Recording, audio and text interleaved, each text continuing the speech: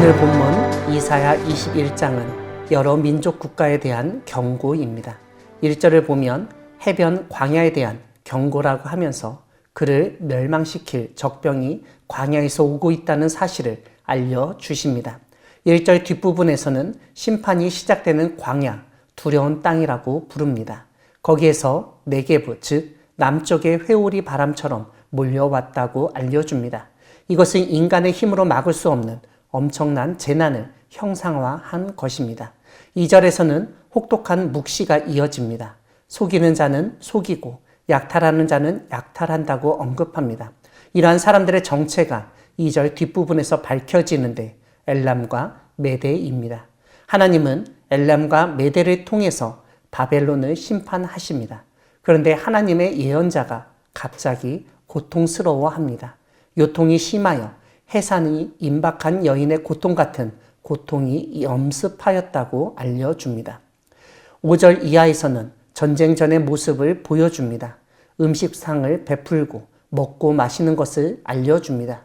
이와 함께 쉽게 부서지거나 깨지지 않도록 방패에 기름을 바르는 모습도 언급합니다.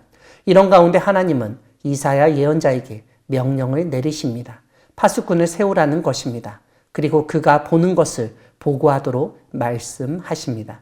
7절은 예언자가 파수꾼을 세울 때 근무 규칙이나 주의할 점에 대해서 하나님이 직접 언급하셨다는 점을 보여줍니다. 특별히 마병대가 쌍쌍이 오는 것과 나귀떼와 낙타떼를 보거든 귀 기울여 자세히 들으라고 말씀하십니다. 이렇게 구체적으로 파수꾼이 해야 할 일을 알려주셨을 때 파수꾼이 크게 부르짖으며 마병대가 쌍쌍이 온다고 보고합니다. 이런 가운데 하나님은 바벨론을 내가 짓밟은 너, 내가 타작한 너라고 부르십니다. 이 말씀을 통해서 바벨론이 비록 강대국이지만 하나님에게 속수무책으로 당할 수밖에 없는 존재임을 일깨우십니다. 이와 함께 그런 무능하고 심판받을 바벨론을 의지해서는 안 된다는 점을 깨닫게 하십니다. 오늘 본문 뒷부분은 아라비아 사막에 위치한 두마와 아라비아라고 일컫는 영역에 속한 드단과 대마 사람들에 대한 경고입니다. 두마는 세일 산지 동쪽에 있는데 세일은 우리가 창세기에 따르면 에서, 즉 에돔 족속이 살던 곳입니다. 어떤 사람이 세일에서 파수꾼에게 밤이 어떻게 되었냐고 묻습니다.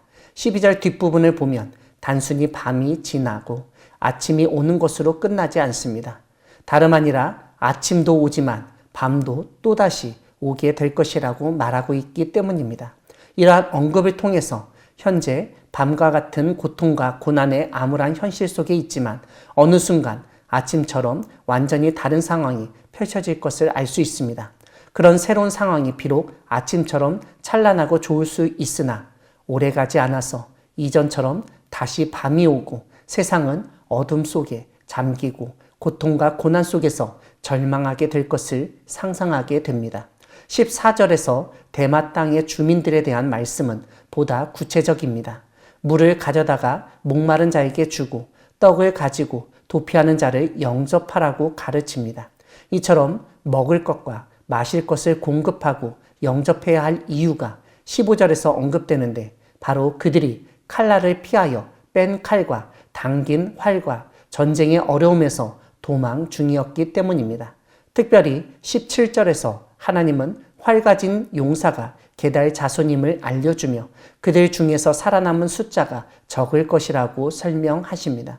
게달의 영광의 쇠멸은 1년이라는 시간이 다 가기 전에 일어나게 될 것이라고 알려주십니다.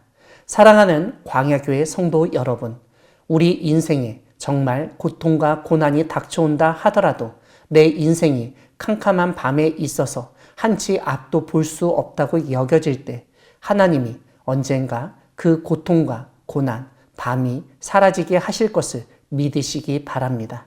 하나님은 우리에게 고통을 주는 그 근원을 사라지게 하시고 그와 동시에 우리가 참된 해방을 얻고 평안하고 기쁜 삶을 살도록 인도해 주실 것입니다. 이러한 하나님의 은혜에 감사하여 우리 주변에서 여전히 목마르고 도망치고 있는 안타까운 사람들에게 먹을 것과 마실 것을 주며 섬기는 우리 모두가 되기를 소망합니다. 아멘.